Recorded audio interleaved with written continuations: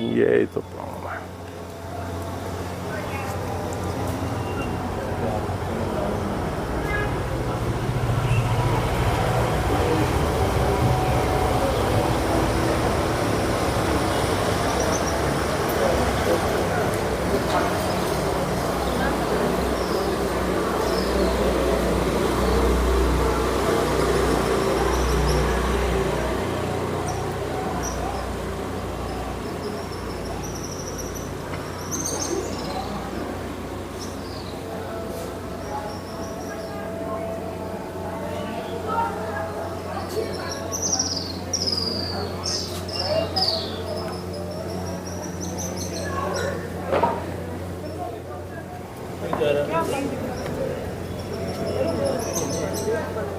कितनी बोतल है इसका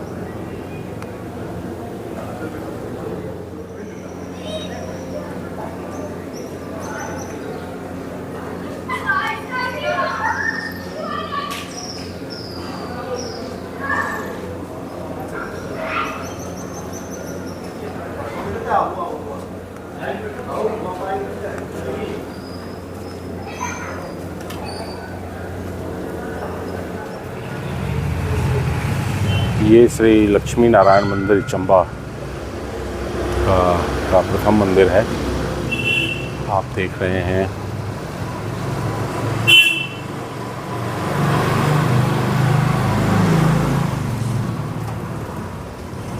ये 10वीं शताब्दी का बना हुआ प्रसिद्ध मंदिर, जो अपने वास्तुशिल्प कला के लिए प्रसिद्ध है। और इस मंदिर प्रांगण में अलग अलग देवी देवताओं की मूर्तियां स्थापित की गई हैं।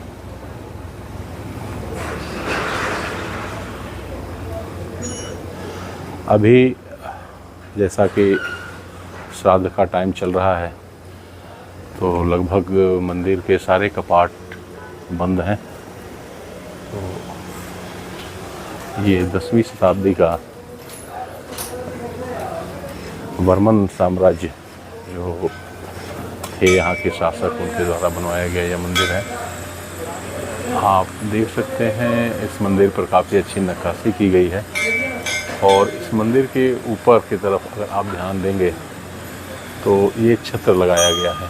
ये बेसिकली छत्र इसलिए लगाया गया है क्योंकि यहाँ बर्फ़ भी पड़ती है काफ़ी, तो इस मंदिर को बर्फ़ से सुरक्षित रखा जा सके। बाकी आप नक्काशी देख रहे हैं कि कितनी बारीकी से नक्काशी की गई है। और 10वीं शताब्दी का यह मंदिर होने के नाते काफ़ी पुराना हो चला है। और अभी तक कितने भूकंप वगैरह या इस तरह की चीज़ें आई हैं, लेकिन ये मंदिर आज भी अपने रूप में उसी तरह से है।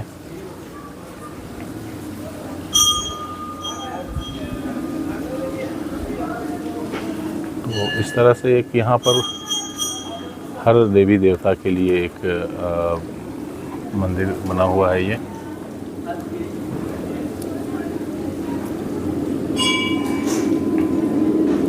ये मंदिर के मैं बैक साइड से आपको दिखा रहा हूँ।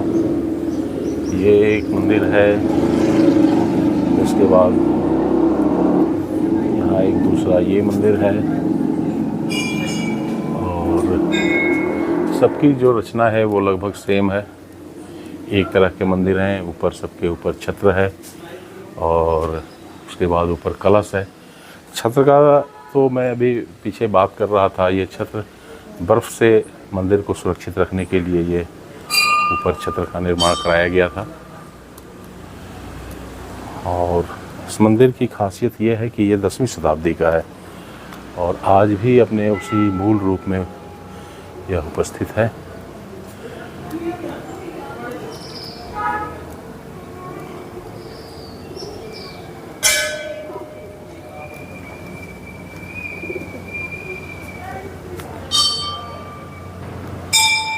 देवी माँ के अलग अलग रूपों को दर्शाया गया है इस मंदिर में।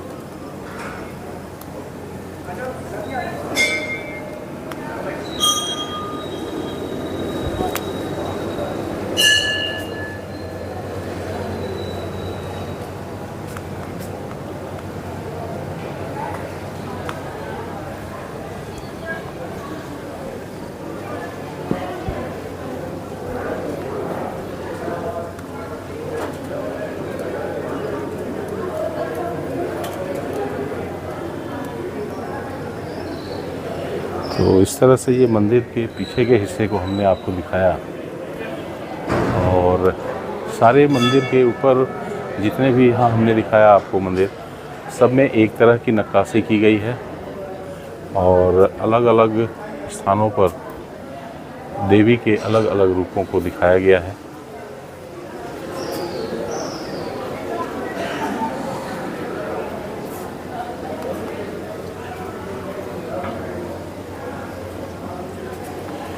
बेसिकली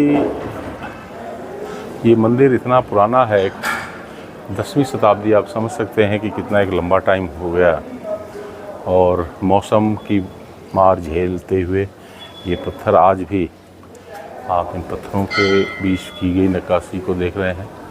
बहुत से इसमें पत्थर ऊपर से काफ़ी झड़ चुका है, लेकिन अपने उसी रूप में है। मैं इसके माध्यम से यहाँ की स्थिति को देख करके ऐसा लग रहा है कि पुरातत्व विभाग के तरफ से इस मंदिर के लिए, इस मंदिर के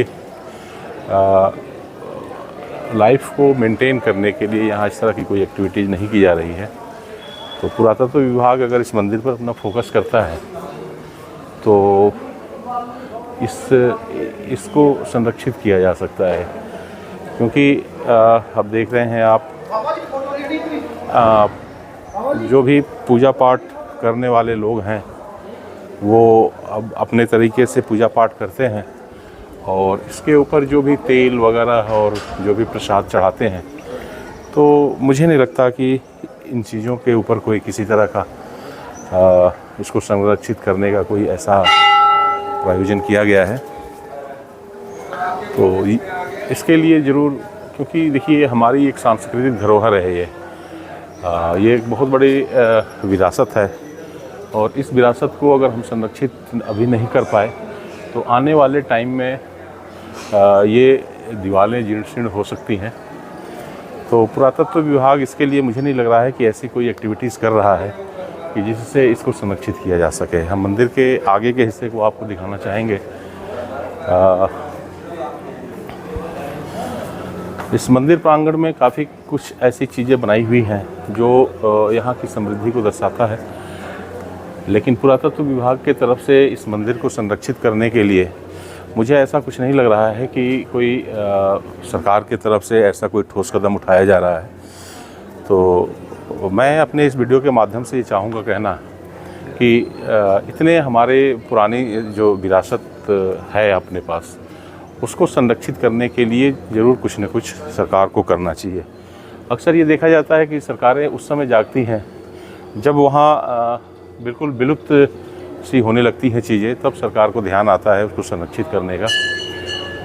तो अगर समय रहते इसके ऊपर ध्यान दिया जाता है तो ये एक हमारी विरासत जो है एक लंबे समय तक हम इसको संरक्षित कर सकते हैं।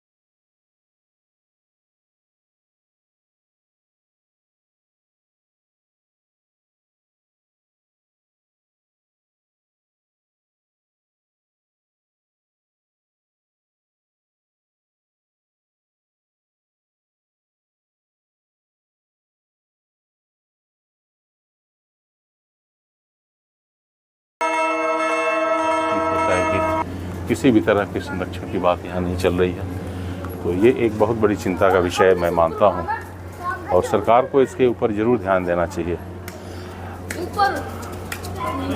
ये मंदिर का दूसरा गर्भगृह है और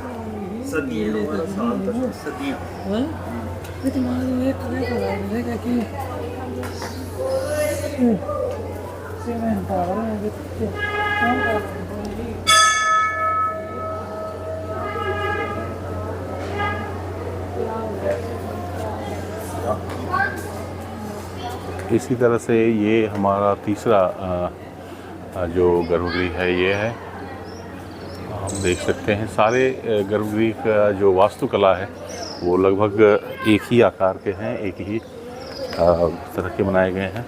अब ये जो है ये चंद्रगुप्त जी महादेव को समर्पित है और यहाँ पर शिवलिंग, इस गर्भगृह में शिवलिंग स्थापित है।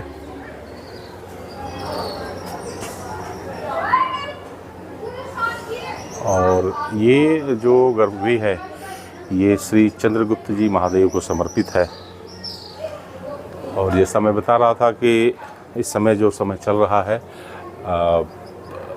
श्राद्ध का, तो श्राद्ध की वजह से हिंदू मान्यता के हिसाब से सारे मंदिर के जो गर्भगृह हैं वो कपाट इस समय बंद होते हैं। तो ये है चौथा गुम्बद जो गर्भगृह।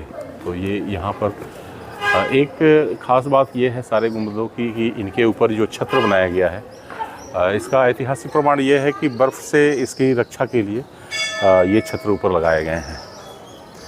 ये इस तरह से ये चौथा जो गर्भगृह यहाँ पर निर्माण किया गया है ये गौरी शंकर जी महादेव को समर्पित है और इसका भी प्रारूप, इसकी भी वास्तुकला बाकी अन्य गर्भगृह की तरह ही है। और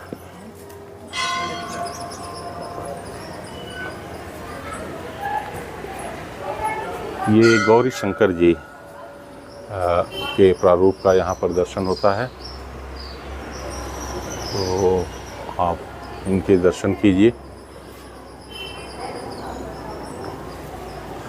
इस तरह से ये श्री लक्ष्मी नारायण मंदिर के प्रांगण में ये चौथा जो गर्भगृह बना हुआ है ये श्री गौरी शंकर जी महाराज का है। और उसके बाद जो पांचवा गर्भगृह है ये मैं आपको दिखाना चाहूँगा।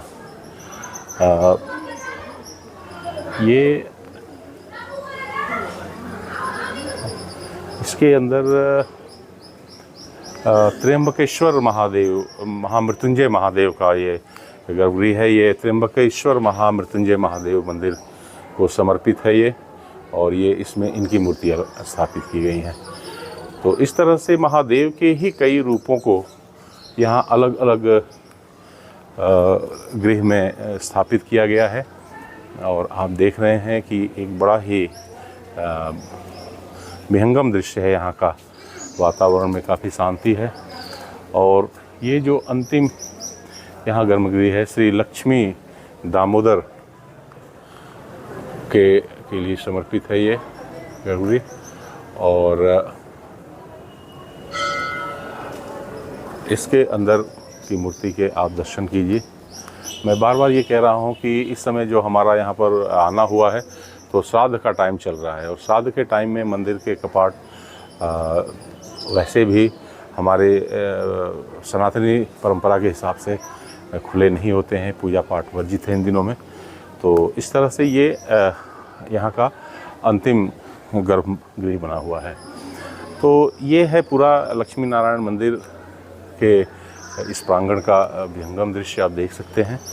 और अगर मैं सारे मंदिरों को एक साथ दिखा पाऊँ आपको, तो ये है यहाँ का ये विहंगम दृश्य। तो आप देख सकते हैं